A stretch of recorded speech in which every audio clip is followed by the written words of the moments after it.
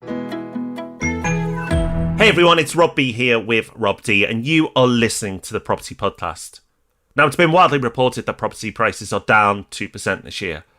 But what if I told you that property prices are not down 2%, but actually so far have crashed by 12.5% and may double to 25% in the next 12 months? Why is no one talking about this? What does it mean for you? And why this might be the best property crash you've ever experienced? Well, let's find out.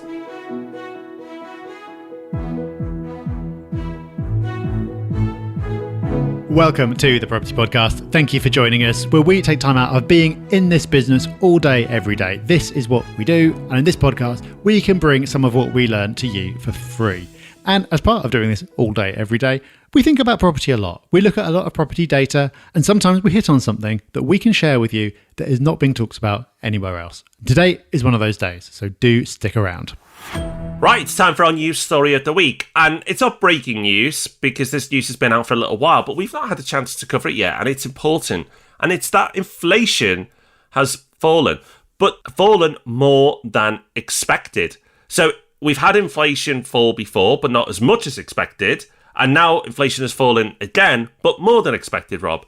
So, alas, Rob, it appears a bit of good news around inflation. Yeah, I think the real lesson here is how much everything is driven by expectations. Because if you remember, the previous month, inflation fell, but it fell by less than expected. So everything went nuts. This is what caused mortgages to have their most recent spike, because everyone going, oh no, it's not falling as fast as it should do. Therefore, rates are going to go higher. Therefore, mortgages are going to be more expensive. Following month, 1 month later, that's all. It falls again, but this time by more than expected. And everyone's delighted. It's just a real lesson in how it's all about expectations. So we popped an update about this in our private group for Property Hub Select members. Then a few days later, we did a YouTube video on this subject. So pop over to our YouTube channel to watch that one, asking the question, have mortgage rates peaked? Because it's possible, Rob, that they have. Only possible. We don't know what's going to happen next. And I don't think we're going to see lenders suddenly pulling rates down at the same speed as they put them up. But this is definitely, potentially good news. Yeah, you would expect mortgage rates to improve. It's not like hitting a light switch and suddenly bang, the rates move again. They will withdraw products and reprice them or put them back on. But over the next few weeks, we should hopefully, fingers crossed, see rates improve. But go watch that video on our YouTube channel. Search for Property Hub UK. Now, it always feels like we're hitting a new number or milestone on the podcast. We've done 10 years recently, never missed a week.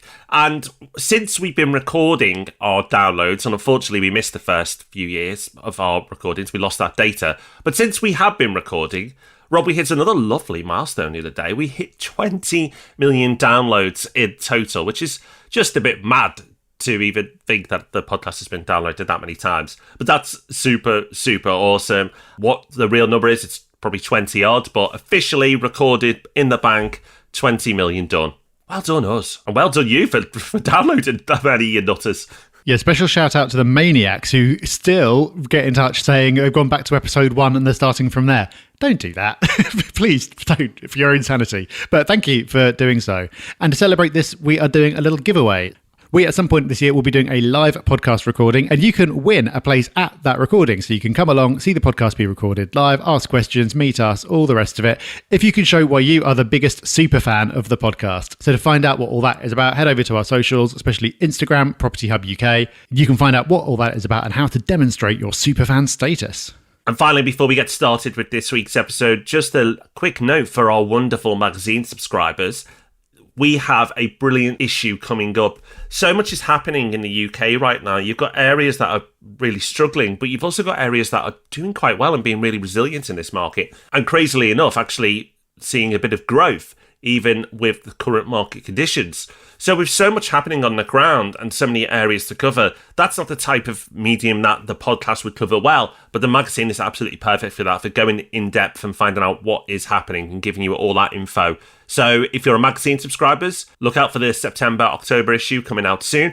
But if not, you have time to subscribe. So head over to propertyhub.net/magazine. Unbelievably, it's still £5 Inflation, you'd think, would have hammered the magazine by now, but we are holding firm. We're shouting hold in the office, and we are still managing to deliver it to you for £5. That includes delivery, and it's every other month it comes out. It's possibly the best deal there is in property. So head over to propertyhub.net/magazine. Everyone everywhere is talking about a property crash. Obviously, the market went nuts from 2020. Everyone wanted to move. It was sealed bids, it was bidding wars, it was chaos. Now the world has changed, and the world has changed dramatically. So surely that price increase of around 20% that we saw over just 2 to 3 years is going to reverse itself and then some, and it's going to do it quickly. That is the mainstream narrative. But while we're not saying, don't worry guys, property prices only go up, ignore all that, boom times are ahead. What we are saying is that this analysis misses something major.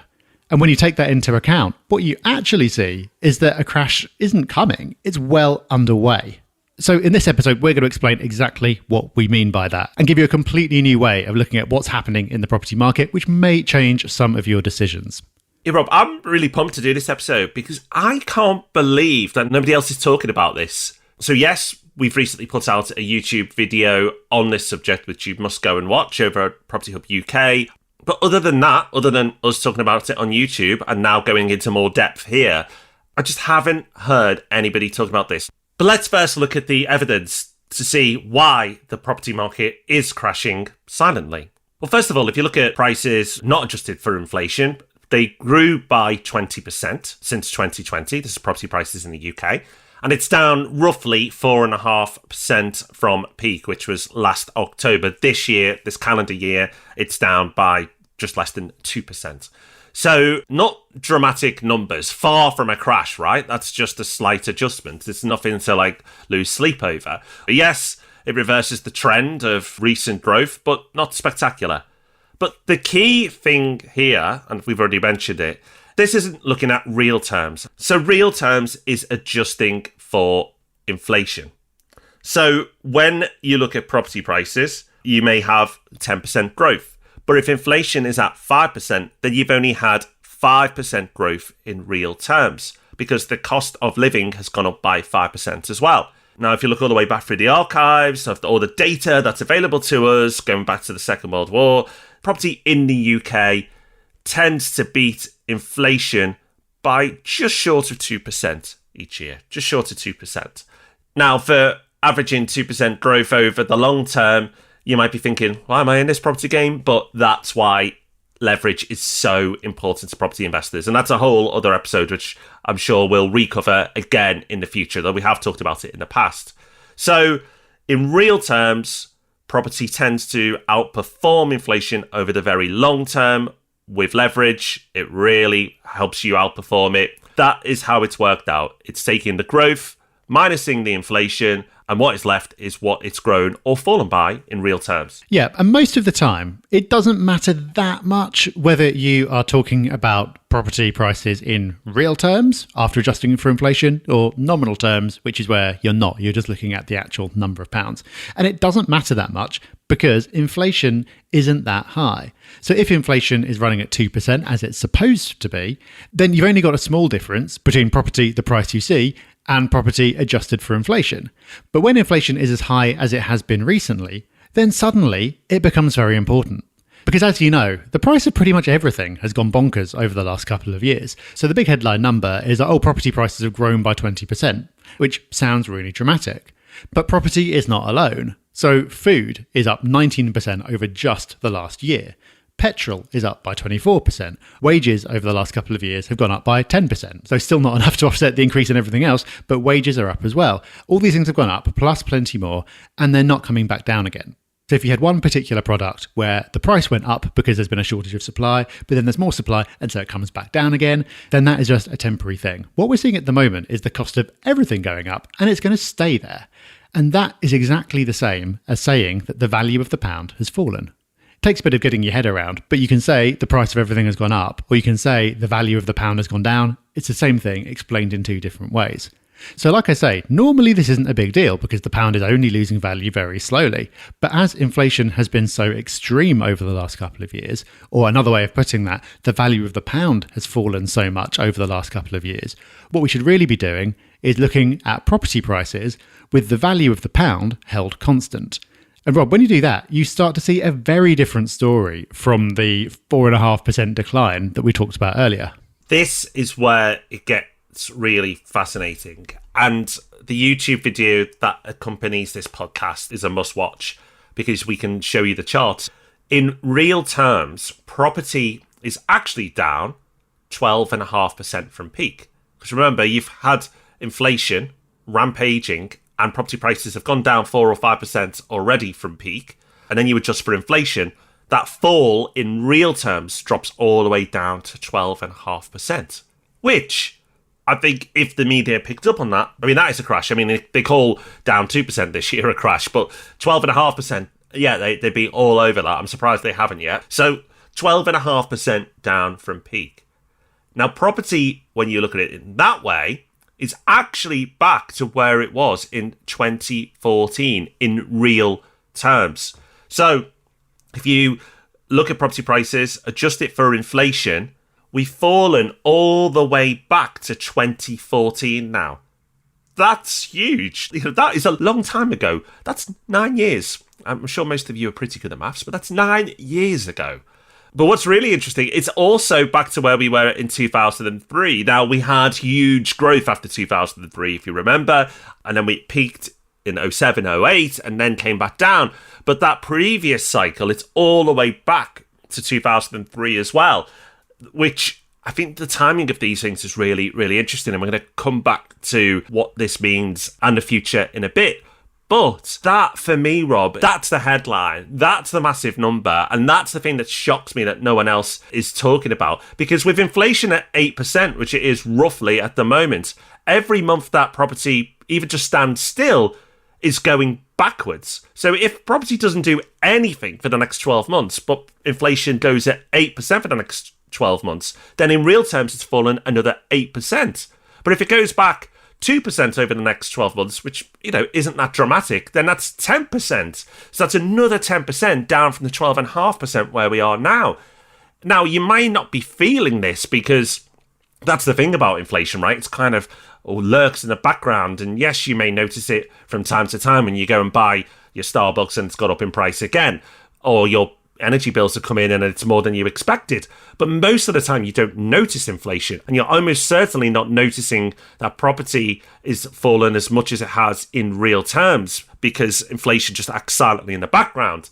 But for me, Rob, this is huge. This is massive. These numbers are big. The implications of what this means, which we're going to come to, are big. And I know I said it, but I still can't believe no one's talking about this. Property Hub Select is brand new, but we are loving the feedback that we're getting already. Join us for in-person exclusive events, online masterclasses, and so much more. If you want to join Property Hub Select, then all you have to do is become a client of one of our services, and they are great services. So go to propertyhub.net/select to find out more. People won't believe us. I've literally showed people the chart before showing that property prices adjusted for inflation are the same today as they were 20 years ago in 2003. They can see the chart in front of them and they still don't believe it. It just messes with people's minds too much. But we're not making this up. Nationwide puts out the data. If you go to the Nationwide House Price Index website, they publish a series of different data. One of them is inflation adjusted. You can go and see it for yourself. And like you said, Rob, we're currently 12.5% down from the peak. And if property prices just continue to stand still, it will go a lot further. But we're already in crash territory if you're factoring in inflation. But what kind of crash is this compared to the last crash, which was 2008? If we apply the same analysis to 2008, how does that compare to where we are now? Well, inflation-adjusted prices actually peaked in the third quarter of 2007, and then they fell for 5 years. Without adjusting for inflation, I think they only fell for about 2 years, but by the time you do adjust for it, because they bounced along the bottom for a bit, they fell for 5 years. And the total drop was 12% before adjusting for inflation and 26% after adjusting for inflation. So that's a big drop, and that's more than double the drop that we currently have. But remember, you'd expect a big drop there because this was largely a property-driven event. This was a period when property lending had been absolutely out of control, more out of control in the US, which is what brought the crisis about, but certainly not responsible lending going on here. And as a result of that, the banking system almost collapsed. So of course, you'd expect a big drop in prices. So 2008, world melting down, property has just been going absolutely bonkers. Banking system nearly collapsed. You get a 26% real terms drop. But Rob, like you've already said, we could be looking at that in a year's time. Nothing much needs to change to get us there in 12 to 18 months. All you need is inflation to continue to be high, which it will be, not as high, but it will continue to be above target for what, at least the next 6 months? And property prices to just fall a bit, say they come off another 3% this year, I don't know, just picking numbers out the air. By the time that's happened, that's going to be getting you close to what we saw in 2008, which is absolutely insane because it's so different from what you see before adjusting for inflation. It is, because remember how you and everyone else felt during '08. I remember looking at the BBC website every 5 minutes going, okay, is capitalism still here? What's next? I wonder what communism's like, or whatever the alternative is going to be. It was mad. It was very, very scary. The world's financial system nearly collapsed. It's not dramatic to say that's what nearly happened. This time around, we're all peed off, right? You know, because things are going up in price and no one likes that. But I don't see people panicking. I don't see that in any of the numbers we look at. Yes, businesses don't like inflation and it can make them nervous, but business owners are generally calm. I speak to a lot of them and they're okay with what's going on. Job losses are at a minimal. In fact, employment levels are still resilient, even with what's happening. This is a different place. This is not a world where people are in panic mode. This is not a world where people are driven by fear, which is normally what happens in a crash. Crashes are fear-based often, and they fall as hard as they do, often more than they need to because of fear. But the fear isn't out there. This is why this is the best property crash you can have. It sounds crazy that you can have a best crash, but it really, really is. Because let's get into it. Why it is. Let's give you the evidence for that. First of all, your mortgage, for all you leverages out there, for all you people using leverage, which is something we banged on about for a long time now, and hopefully many of you are taking advantage of, you're being rewarded. Your debt is being devalued as well. So if inflation is 8%, then your debt has fallen by 8%. Because if you've got a £100,000 mortgage, it's still £100,000, but in real terms, it's now 8% devalued because of inflation. Everything's gone up in price, but your mortgage hasn't gone up to 108,000. It stayed at 100. So every year this happens, the value of your debt is being eroded. Now, this normally just subtly happens in the background, and you only notice the impact over the long term. But at the moment, because inflation is so extreme, it's making a real difference now. But it's not just your debt being eroded. There's more to it. Your rents are also going up because of inflation. So yes, your mortgages have gone up because interest rates have gone up, but you've not had to take the full hit of that because at the same time, rents are rocketing. Now, the average across the UK at the moment, it's gone up by 5%, but certain areas are going up much faster. You know, Manchester and Birmingham, two areas we talked about a lot recently on the podcast over the last few years, are seeing huge inflation growth, double digits. Manchester close to 20% actually in terms of rent inflation because they just don't have enough property there. So that supply and demand imbalance with all this inflation in play means that rents are rocketing right there. So people who own property in those areas may actually be no worse off at all, even with the mortgages going up.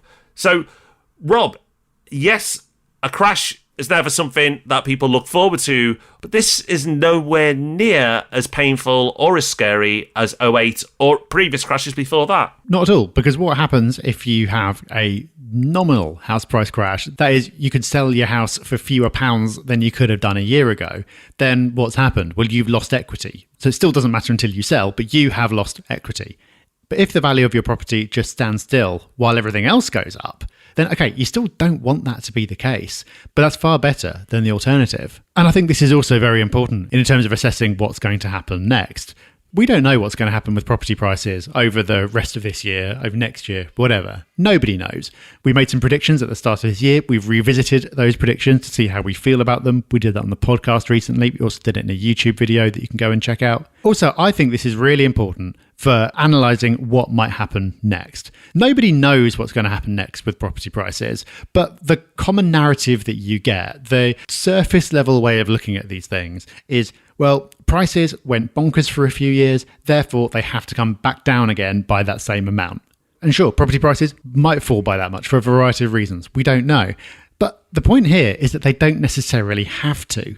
Because yes, property prices did go up when everything else went up by roughly the same amount. Everything else is continuing to go up, property prices aren't. Therefore, after adjusting for inflation, property prices are falling. So this means that everything that everyone is concerned about in terms of affordability and ratios and all the rest of it, it's silently and gradually correcting in the background. So it's far from inevitable. You don't need to have a dramatic, sudden, abrupt correction in property prices in order to bring things back into line. It's already happening in the least dramatic way possible. And I think, Rob, that this is so important because who knows what the right thing is to do? We don't know whether the person listening should be buying, selling, holding, doing whatever they want to do. Everyone's circumstances are different. But I think there'll be a group of people, because there always is, holding off because they're like, a crash is just around the corner. It's got to happen. It's got to happen. Maybe it'll happen.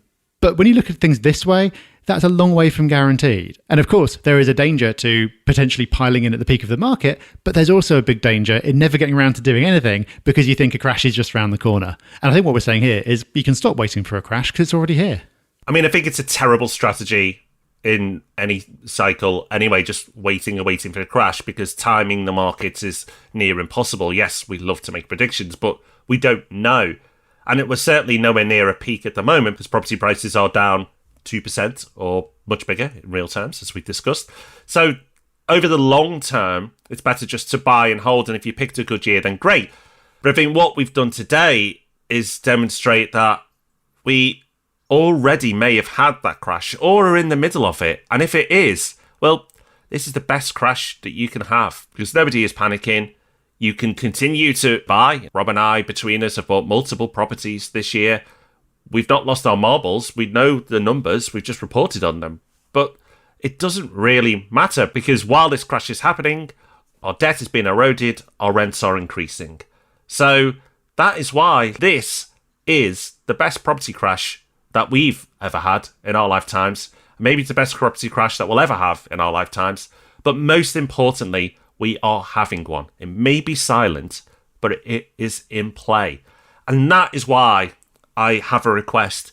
You don't have to force people to subscribe to the podcast. You know, if they want to, amazing. But share this. Please, please help people understand what is happening so they can make better decisions. So share this podcast or the YouTube video, you know, whatever you think is going to land well with them, and help people that you care about, you know, whether it's friends, family, colleagues, whoever, help them understand what is going on here, because I feel that people make really, really poor decisions because of what they read in the media. This is not to slam the media again, on an occasion we have in the past, but people do make investment decisions based on what the media is telling them. And that's not the media's fault, that's their fault. But that's a terrible, terrible strategy. So help people just level up their education just a little bit. And that can be in a 20-minute podcast or a 5-minute YouTube video, and they will suddenly be much better off. And then if they go on to subscribe, amazing. But this is something that people need to understand. So please share this pod. And next week, Rob, we have to address what this means for the 18-year property cycle. So next week's episode is a must listen. Because if we are having a crash, albeit a silent one, that changes things. So what does it mean for the 18-year property cycle? Well, next week, we'll find out. Yes, we will. But over the next 7 days, you might need some other listening to keep you busy. And Rob, I believe, as part of Hub Extra this week, you've got something to share on that front. Well, I have, but actually I can't take the credit. So thank you to Chantel, the editor of the Property Hub magazine, who put me onto this one. The BBC Sounds app, which is their podcast app, or mainly is the podcast app. You've got the radio on there, you've got the podcasts on there. It's free to download. That's great. But they also, and I wasn't aware of this, even though I had the app downloaded, they also have books on there, audiobooks. Now, it's not as extensive as Audible, but they are free, and that's not bad, right? Getting a free audiobook. They've got quite a good selection. Some notable mentions. Barack Obama's got his book in there, and Beth Mead has got her book in there as well. With the Women's World Cup on at the moment, come on England, you may be tempted to have a listen to that. So go check that out. I remember, if you are a member of Audible, you can get books for free there as well, something I often take advantage of, especially for my children. The first Harry Potter book is available for free on there at the moment. Clever strategy, because you will want to then go and buy the rest. But at least the first one is free. So do check that out if you have a membership. I know I've mentioned it before, but it's worth mentioning it again because it's something I take advantage of on a regular basis. Okay, that is us done for another week. Do let us know what you think of this episode and share it on the socials at Property Hub UK. And do make sure that you are following on Apple Podcasts, Spotify, wherever else you listen, because we've got a great episode coming up next week. Until then, have a great week. We'll see you soon. Bye-bye. Bye-bye.